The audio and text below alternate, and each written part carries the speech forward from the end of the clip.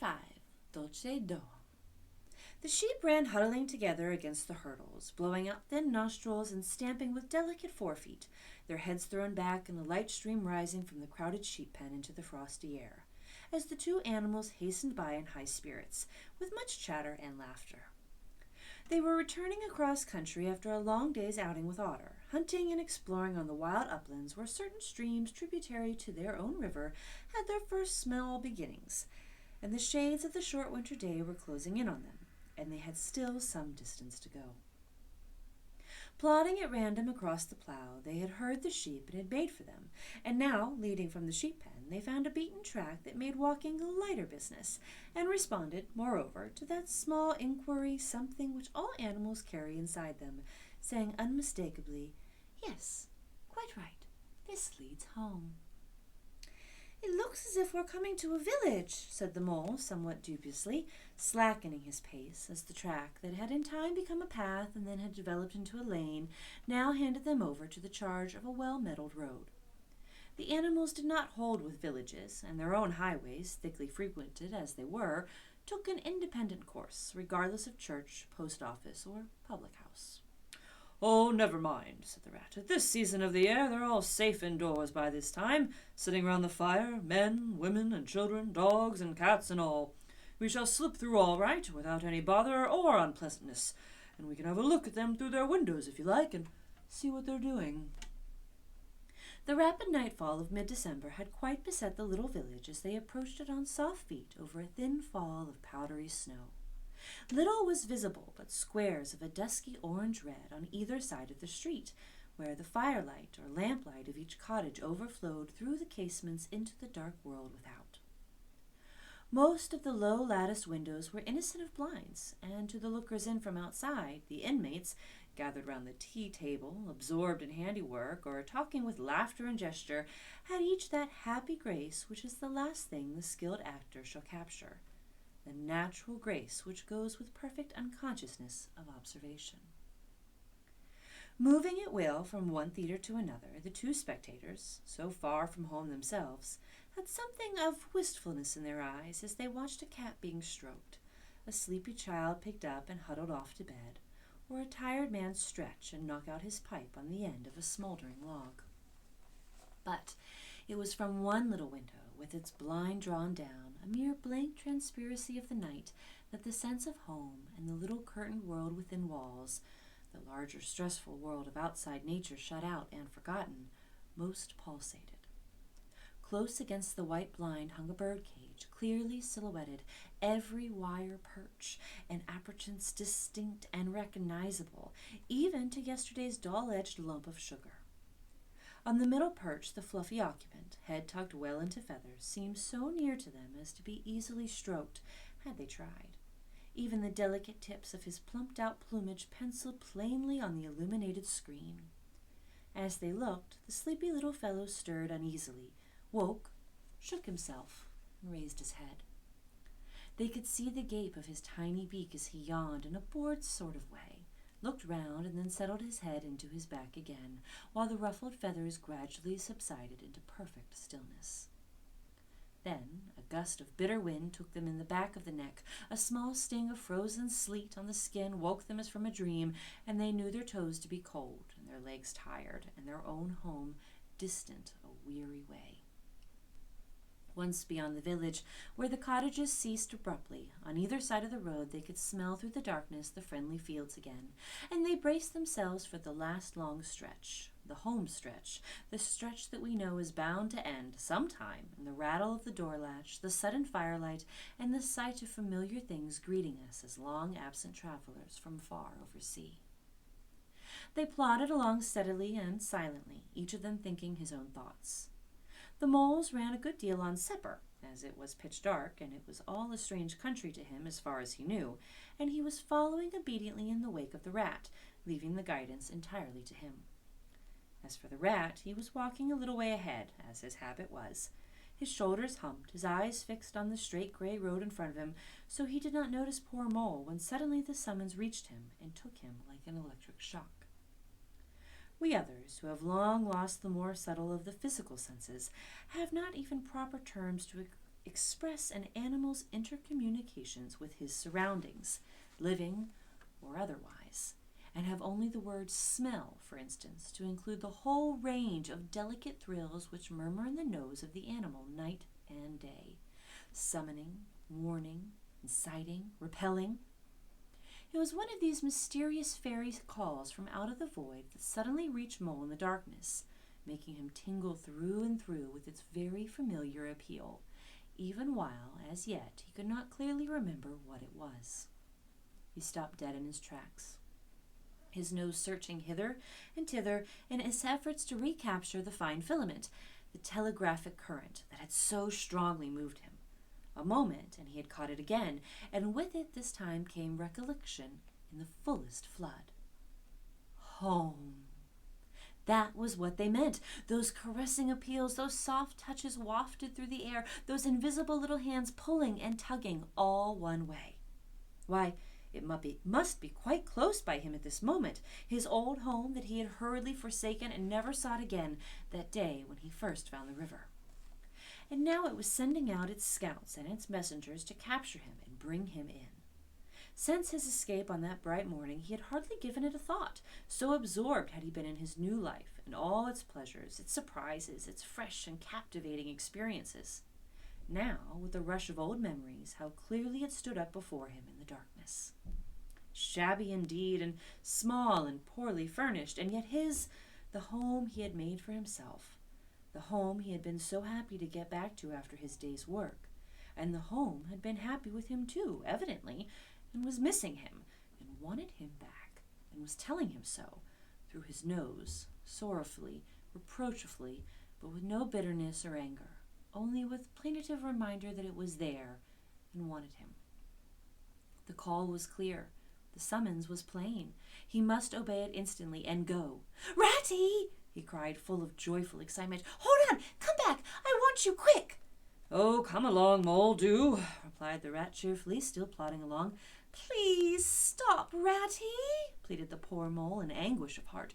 You don't understand. It's my home, my old home. I've just come across the smell of it, and it's close by here, really quite close, and I must go to it. I must. Oh, come back, Ratty, please, please, come back." The rat was by this time very far ahead, too far to hear clearly what the Mole was calling, too far to catch the sharp note of painful appeal in his voice. And he was much taken up with the weather, for he too could smell something suspiciously like approaching snow. "Mole, we mustn't stop now, really," he called back. "We've come for it tomorrow, whatever it is you found, but I daren't stop now. It's late, and the snow's coming on again, and I'm not sure of the way, and I want your nose, Mole, so come on quick. There's a good fellow." And the rat pressed forward on his own way without waiting for an answer. Poor Mole stood alone in the road, his heart torn asunder, and a big sob gathering somewhere low down inside him, to leap up to the surface presently, he knew, in passionate escape. But even under such a test as this, his loyalty to his friend stood firm. Never for a moment did he dream of abandoning him. Meanwhile, the wafts from his old home pleaded, whispered, conjured, and finally claimed him imperiously. He dared not tarry longer within their magic circle. With a wrench that tore his very heartstrings, he set his face down the road and followed submissively in the track of the rat, while faint, thin little smells, still dogging his retreating nose, reproached him for his new friendship and his callous forgetfulness. With an effort, he caught up to the unsuspecting rat, who had been chattering cheerfully about what they would do when they got back, and how jolly a fire of logs in the parlor would be, and what a supper he meant to eat, never noticing his companion's silence and distressful state of mind. At last, however, when they had gone some considerable way further, and were passing some tree stumps at the edge of a copse that bordered the road, he stopped and said kindly, "Look here, Mole, old chap, you seem dead tired. No talk left in you, and your feet dragging like lead. We'll sit down here for a minute and rest. The snow's held off so far, and the best part of our journey is over." The Mole subsided forlornly on a tree stump and tried to control himself, for he felt it surely coming. The sob he had fought was so long refused to be beaten. Up and up it forced its way to the air, and then another, and another, and others thick and fast, till poor Mole at last gave up the struggle and cried freely and helplessly and openly, now that he knew it was all over and he had lost what he could hardly be said to have found. The rat, astonished and dismayed at the violence of Mole's paroxysm of grief, did not dare to speak for a while, and at last he said very quietly and sympathetically, "What is it, old fellow? Whatever can be the matter? Tell us your trouble, and let me see what I can do." Poor Mole found it difficult to get any words out between the upheavals of his chest that followed one upon another so quickly, and held back speech and choked it as it came. I know it's a shabby, dingy little place," he sobbed forth at last, brokenly. Not like your cozy quarters or Toad's beautiful hole or Badger's greenhouse, but it was my own little home, and I was fond of it, and I went away and I forgot all about it, and then I smelt it suddenly on the road, and when I called you, you wouldn't listen, Rat, and everything came back to me with a rush, and oh, I wanted it, oh dear, and when you wouldn't turn back, Ratty, I had to leave it, though I was smelling it all the time. I thought my heart would break. Oh, we might have just gone and had one look at it, Ratty. Just one look. It was close by, but you wouldn't turn back, Ratty. You wouldn't turn back. Oh, dear. Oh, dear. Recollection brought fresh waves of sorrow, and sobs again took full charge of him, preventing further speech. The rat stared straight in front of him, saying nothing, only patting Mole gently on the shoulder. After a time, he muttered gloomily, "I see it all now. What a pig I have been. A pig! It's me, just a pig. A plain pig." He waited till Mole's sobs became gradually less stormy and more rhythmic. He waited till at last sniffs were frequent and sobs only intermittent. Then he rose from his seat, and remarking carelessly, "Well, now we really better be getting on, old chap," set off up the road again, over the toilsome way they'd come. "Wherever are you going to, Ratty?" cried the tearful Mole, looking up in alarm. "Well, we're going to find that home of yours, old fellow," replied the rat pleasantly, "so you'd better come along, for it will take some finding, and we shall want your nose." Oh, come back, Ratty, do!" cried the Mole, getting up and hurrying after him. "It's no good, I tell you. It's too late, and it's too dark, and the place is too far away, and the snow's coming in, and I never meant to let you know I was feeling that way about it. It was an accident and a mistake. And think of the river bank and your supper." "Oh, hang riverbank and supper, too," said the rat heartily. "I tell you, I'm going to find this place now if I stay out all night, so cheer up, old chap, and take my arm, and we'll very soon be back there again." Still snuffling, pleading, and reluctant, Mole suffered himself to be dragged back along the road by his imperious companion, who by a flow of cheerful talk and anecdote endeavored to beguile his spirits back and make the weary way seem shorter.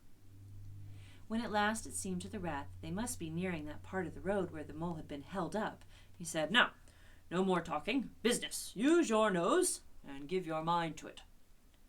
They moved on in silence for some little way, when suddenly the rat was conscious, through his arm that was linked in Mole's, of a faint sort of electric thrill that was passing down that animal's body. Instantly he disengaged himself, fell back a pace, and waited, all attention. The signals were coming through. Mole stood a moment rigid, while his uplifted nose, quivering slightly, felt the air. Then a short, quick run forward, a fault, a check, a try back, and then a slow, steady, confident advance. The rat, much excited, kept close to his heels as the Mole, with something of the air of a sleepwalker, crossed a dry ditch, scrambled through a hedge, and nosed his way over a field open and trackless and bare in the faint starlight.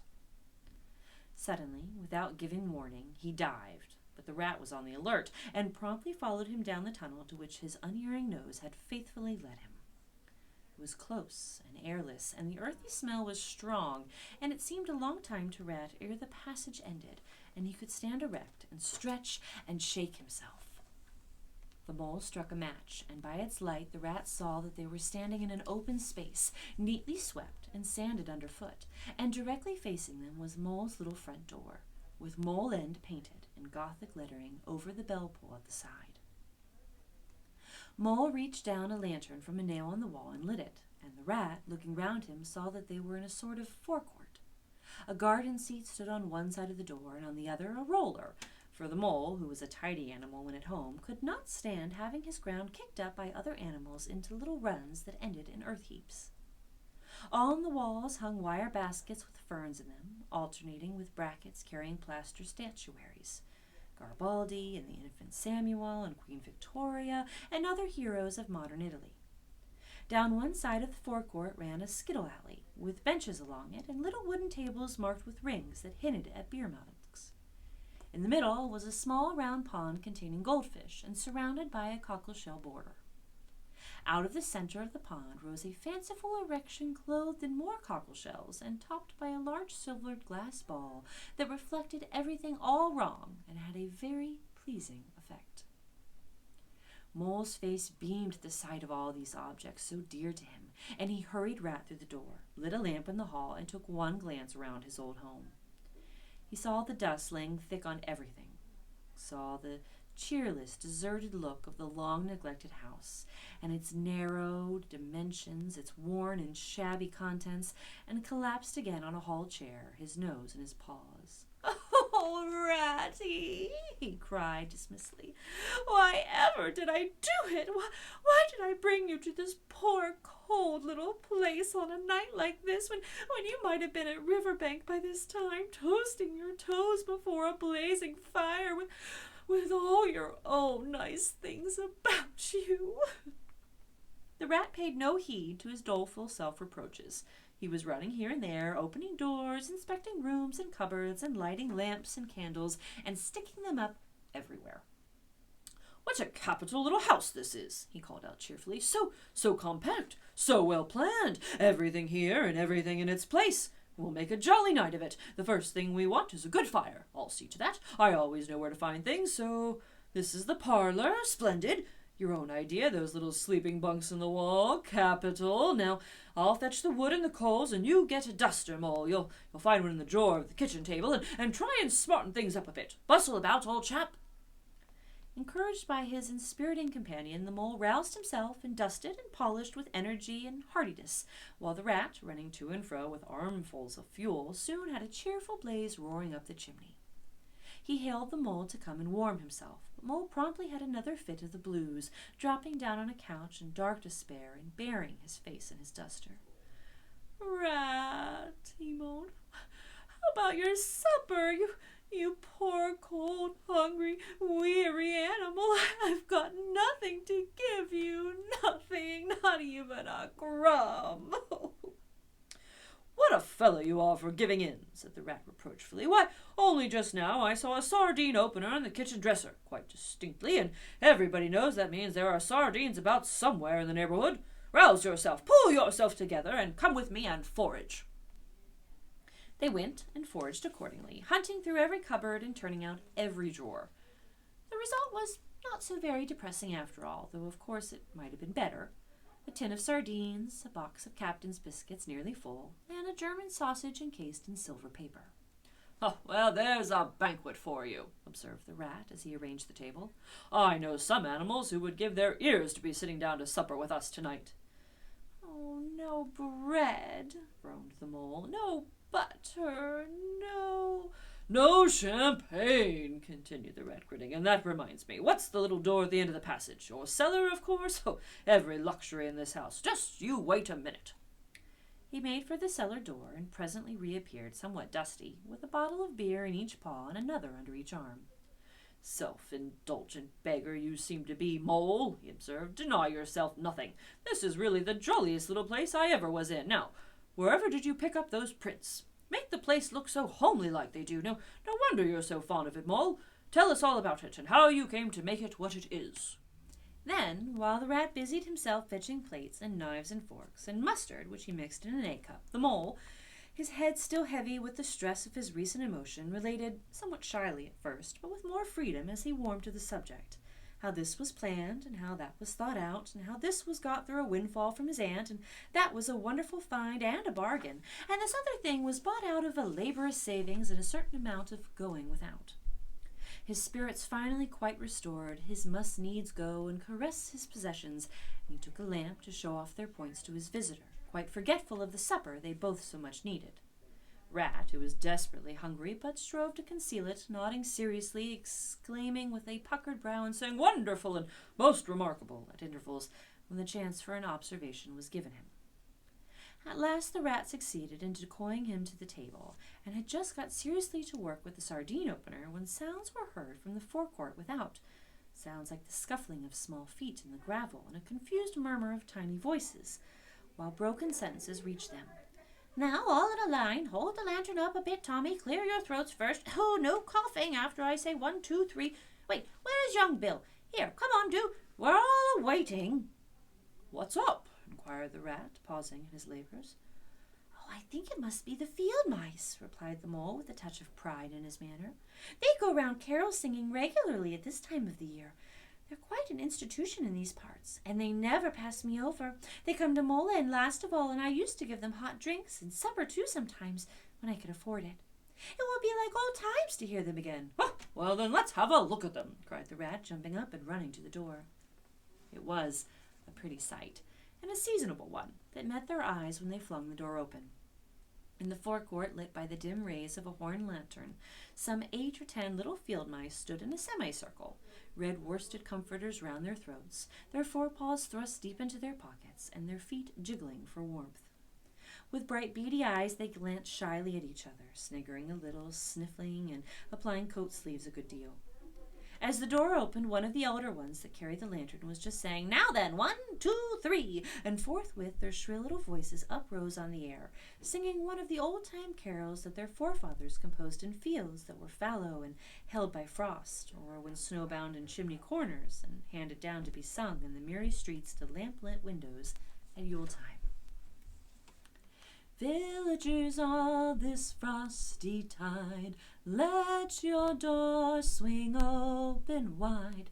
Through wind may follow and snow beside, yet draw us in by your fire to bide. Joy shall be yours in the morning. Here we stand in the cold and the sleet, blowing fingers and stamping feet. Come from far away you to greet, you by the fire and we in the street, bidding you joy in the morning. For ere 1/2 of the night was gone, sudden a star has led us on, raining bliss and benson, bliss tomorrow and more anon. Joy for you every morning. Good man Joseph toiled through the snow, saw the star of a stable low. Mary she might not further go, welcome thatch and a litter below. Joy was hers in the morning. Then they heard the angels tell, who were the first to cry Noel. Animals all as it befell, in the stable where they did dwell. Joy shall be theirs in the morning. The voices ceased. The singers, bashful but smiling, exchanged sidelong glances, and silence succeeded, but for a moment only. Then, from up above and far away, down the tunnel they had so lately travelled, was borne to their ears, in a faint musical hum, the sound of distant bells ringing, a joyful and clangorous peal. "Very well sung, boys," cried the rat heartily. "And now come along in, all of you, and warm yourselves by the fire, and have something hot."